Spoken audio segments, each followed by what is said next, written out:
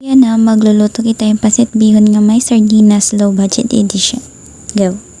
So, siya handay is karaha and then tawag ito, stove. So, kailangan ganit kunlet kalayo mahinila ha. Gets? So, amati at pinagbabawal nga teknik tay para masabtan niya mapason karaha. So, kay mapason naman ibubutang na natin it asyare.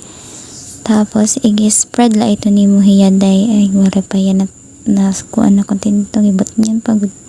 So, dapat day, guti ay la talaga. And then, i-spread mo la iton asyiti. Pausulat iya.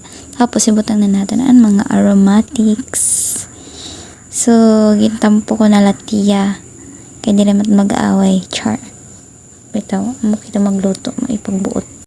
So, kung mo pagbutang, malamang gisahon. Ano ba talaga, char? So, gisa-gisahon mo latiya dahil hasta maghamot, diri kay magbaho. Char. So, common ito is kay nababahuan mo naman nga char. So, ibutang na natin ang sardinas day. Din, kahuman, dayon gisahon. Katapos iton, durugon na natin kay medyo dagko man ito nga sardinas good. Tapos ta camera din nagkahiwi na kay nagluluto habang nag-video. So diri talaga masayon. So amo to sugad na matiya consistency ay joke. So pwede na tiya day tubigan kay bagat bayan masunog.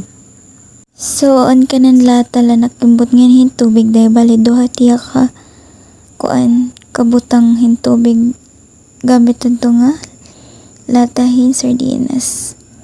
So mapaso itong nakgimbutang para madali malutan din takluban. After 1 year day nagbukal na gudiya kahuman is gisahon malamang kay para diri masunog good. So itakon kalayo na diya medyo nahiya medyo hit. Tapos bubot niya na natin bihon. So, ito nga bihon is waray ko matiyagin humula tubig dahil pwede man niya diri na ikaw. Tapos, igkuhan lang natin hiya. Tawag ito. Basta ito na wala tiya dahil. And then, kahuman ito is magkuhan kitahin azin. So, tapos bitchin dahil. So, tiya, very good mo kontento pero dapat guti ay laday, guti ay malad.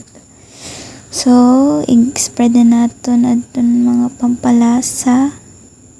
So, tilawan na natin dahil kung okay na ba at niluto, kung perfect na ba talaga.